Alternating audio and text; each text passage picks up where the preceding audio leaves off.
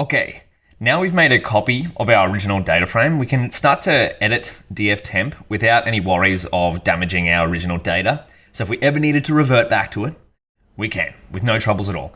So what we're gonna do in this video is we're gonna take these dates, we're gonna use pandas datetime as well as some pandas datetime attributes to enrich our data set. And if you're wondering, what is Daniel talking about, enrich our data set? Well, this little practice that we're about to dive into is called feature engineering. If you remember, right back up in step 4, well, we've covered a lot already.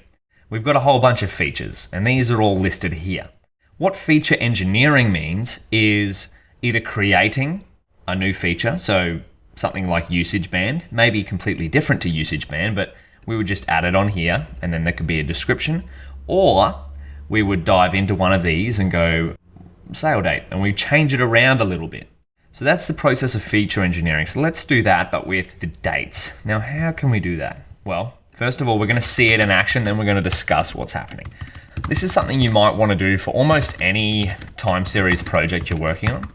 So let's make a little heading here, add date time parameters for sale date column. Wonderful. And pandas has a beautiful little pandas date time. I just did pandas data. I'm getting trigger happy. Datetime attributes. This is what we're going to be using, right?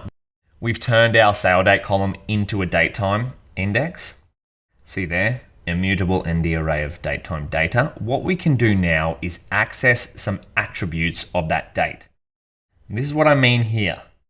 So we can go year, the year of that date time, the month, the day, the hour, the minute, the second, the microsecond, the nanosecond, far out. That's getting pretty deep.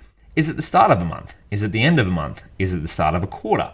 Now, I want you to think about why might this value, these features be valuable? Just without even seeing it, without even coding it up, if you're making a sale, why would it be a good idea to maybe know whether or not it was the end of a quarter or the start of a quarter or the start of a month or something like that? Why would it be? Now, it's okay if you're unsure, but this is part of being a data scientist or a machine learning engineer, right? It's about knowing a little bit about everything. So if you're working on time series sales, maybe it's a good idea to know whether it's the start of a quarter, because sales might be increasing because it's the start of a quarter. Or maybe it's the end of a quarter and sales are going down because everyone's tight on budget. And maybe if it's the start of the year, no one wants to buy anything, but it's the end of the year and people are like, oh yes, let's use the rest of our budget. Let's buy heaps of things. You don't have to know in-depth knowledge. This is just one thing you can do to enrich your datetime objects. So let's go in here. How can we do this? We can add a column. What we're going to do is add a datetime parameter for the sale date column on the end of our dftemp. And now again, talking about it isn't as good as having a look. So we'll go sale year. And how would we do this? So what we're doing here is we're making a column dftemp sale year equals dftemp.sale date. So this means we're accessing the sale date column. And then we can access the date time part of sale date by using dt. So dt for date time. And then we can access the year attribute by putting .year. So let's have a look at this. What does this tell us? Datetime index.year, the year of the date time. Before we even reassign a column, let's just take the first row and see what this does. 1989. Okay, and let's do the same again, but let's do it with day. Okay, 17th.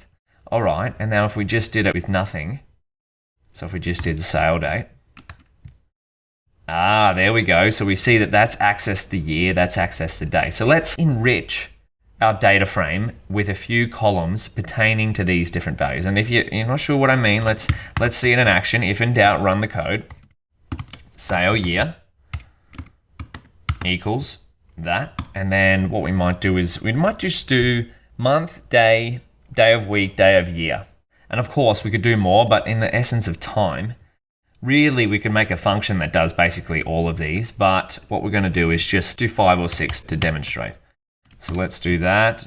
We could copy it, but we're going to practice coding it out. So we go here, sale month, equals dftemp.saledate, tab autocomplete, d month, and dftemp sale day equals dftemp.saledate, dt day, dftemp, and we're going to go sale day of week. That was one we said. Day of week. Can you read that? Maybe we do camel case. Beautiful. Equals dftemp.saledate.dt.day of week. dftemp sale day of year equals dftemp. Now, as you can see, there's a lot of redundant code here. There might be a function in there somewhere. That's a good challenge for you, is to see if you can functionize this and maybe even go to the pandas documentation and add a few more different parameters to it to enrich our data set. And now, what do you think that this might do? Well, let's have a look. We'll run that, and then we'll go here, dftemp. We're going to view the head, and we'll transpose it so we can see all the columns. Let's go right down the bottom. There we go. So what we've done is we've created, so see here, sale year, sale month, sale day of week, sale day of year. We've created these 5 columns. And what it's done is it's just taken the sale date and extracted some of those values and added them as more features on the back end of our data frame. Now, of course, these features won't be listed in our data dictionary, but if we were to go in and share this with someone else, maybe that would be something we add to the data dictionary, but we won't do that for now. And so with this information here, we probably don't need the sale date column anymore. This one here, probably a bit excess now. So what we might do is remove that. So let's drop it. So we'll put in here a little comment. Now we've enriched our data frame. And remember, because we're working on dftemp, if we ever needed the sale date column back, we could just go back to our df, our original data frame that we imported. Now I've enriched our data frame with date time features. We can remove sale date. So let's go dftemp.drop, and we're going to go sale date on axis equals 1, in place equals true. Remember, in place happens in place, so we don't have to go dftemp equals. Wonderful. Now, if we try to do this, we're going to get an error because sale date doesn't exist anymore, but that is okay because we've got the information. It's just now across 5 different columns. Boom, boom, boom, boom, boom, boom, boom. And if we ever wanted it back, we can go back to our original data frame. Now, I also like to check the values of different columns. Now, this is all about EDA, right? And exploratory data analysis is just really checking out what's happening. So what we might do is let's pick one. What do we got here? How about state, US state in which sale occurred? I wonder which state has the most sales. If you're from the US, whatever state you're in, do you reckon you've made the most sales? Let's have a look. Value counts. Maybe it's going to be Wyoming. No. Florida, Texas. So a lot of sales are happening. Wow. Okay. So Washington. Does Wyoming even have a single sale? I can't see it in that list. Maybe you can. Oh, there we go. Wyoming. Woo! 1,672. Okay, so this is another part of EDA. You could check more columns if you want. You could go through and check different value counts. Remember, value counts is really handy. This is, you're just looking at the spread of data. That's another way of looking at the distribution. I'm a bit tired of exploring the data. Let's do modeling. Yeah, let's do that. That's way more fun, building machine learning model. So we've done enough EDA. We could always do more, but let's start to do some model-driven EDA. Now, what is model-driven EDA? Well, because there's so many features here, we could spend all day just going through each of these columns, finding the value counts, doing a distribution plot, making more plots, but at the end of the day, we kind of know what our evaluation metric is, so why don't we try and just head towards that, seeing if we can? Well, how would we build a model? Let's build a machine learning model. But remember, what are we trying to do? Well, If we come back, let's check data frame. We're trying to use all of the independent variables to predict sale price. All right. So that means if we just drop all the columns, drop sale price, that should be our X. And then if we use sale price, the column itself, that should be our Y. But what kind of machine learning model do we use? Well, remember, we've got scikit-learn machine learning map. If we go here, choosing the right estimator, and this is our old faithful. So if we were to start here, if we go through this, do we have above 50 samples? Yes. Are we predicting a category? No. Predicting a quantity? Yes, we are predicting a number. We are doing a regression problem. Now, if we were to follow this through, we've got a bunch of different model options here in the green, but because we already had some experience with random forest, a random forest classifier that is, what we might do is check out its counterpart, the random forest regressor. So if we were to go through here, forest of randomized trees, there's a classifier, and there's random forest regressor. All right, well, let's see what we can do. We've seen this before with scikit-learn of how to import a model.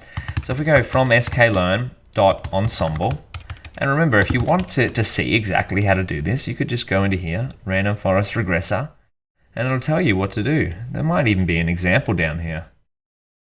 There we go, from sklearn.ensemble import random forest regressor. That's what we're going to do. Import random forest regressor. Oh, this is exciting. We're getting into modeling already. We'll instantiate a model. So model equals random forest regressor. And we're going to set the number of jobs to equal -1. What does this mean? Well, that means it's going to use as many cores as possible on my computer. Because we're dealing with, how many rows are we dealing with? df temp. We want the len. We're dealing with 412,000 rows. So that means our machine learning model has to go through 412,000 plus rows of this, try to work out all the patterns between these columns, and then try and calculate sale price. That's a lot. And what we might also do from now on is, remember how we used to set, we could do this, NP random seed 42. We could set that in all of our cells. But another way to do it is with our models, there's a parameter called random state. We can go equals 42. And remember to check the documentation of what's going on. Oh, have we not, I can't press Shift Tab for some reason. I'll just go to the documentation here. We'll see what random state means.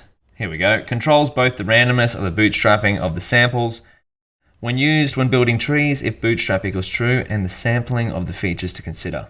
Okay, so long story short, this is it acts like NP random seed. And if we go here, njobs, there we go. None means 1 unless job lib. -1 means using all processes. So these are the two that we're setting, right? Wonderful.